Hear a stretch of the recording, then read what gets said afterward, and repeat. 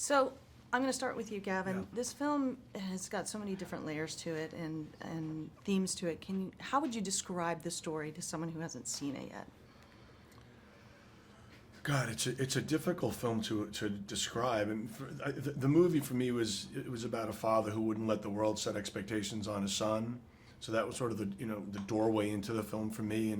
But in regard to genre, I would describe it as a thriller. I would describe it as an action film. I would describe it as a puzzle movie. I would describe it as a character study.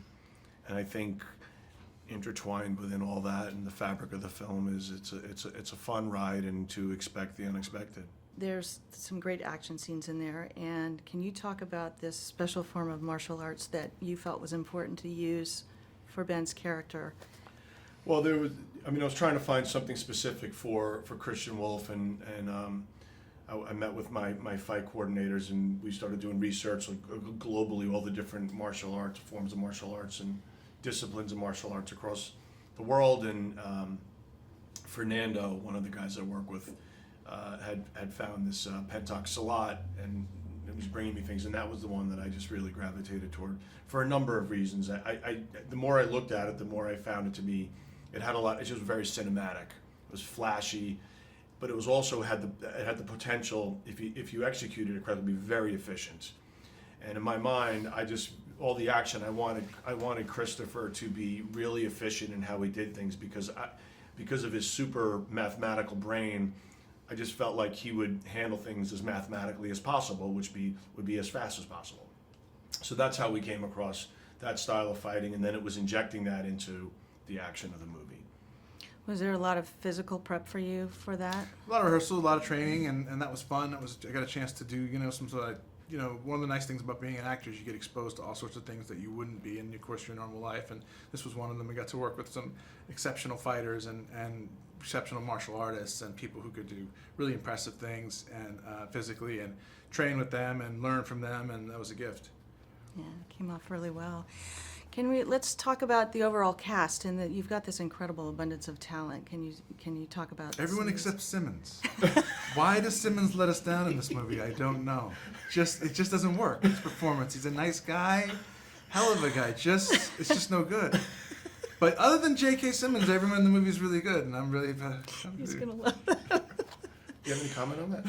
No, he's awesome. We had a great cast, an incredible, amazing cast of people, just the kind of actors that make you better. J.K. Simmons is no one better than him. Anna Kendrick was so remarkable in her role, and so gifted and sharp and funny and quick. And John Lithgow's a legend. He's been around forever. He's done amazing, going back to The World According to Garp. So it was an honor for me to be working with these people.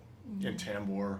And Jeffrey, he makes his more. He's in maybe 5 minutes of the film, and it's like he just has a huge footprint in it. He's so good, and so he was actually so funny as a guy that it made it hard for me to keep a straight face. He was hysterical, hysterically funny guy.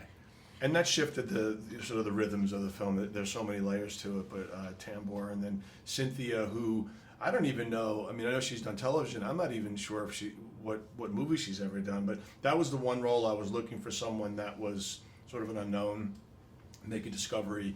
I had such great, talented actors that audiences are familiar with, and I thought it'd be fun for the person that is sort of the key in the ignition of the movie in regard to who is hunting for Christian Wolff. I thought it'd be interesting if you had someone that the audience didn't have a memory of from any other roles.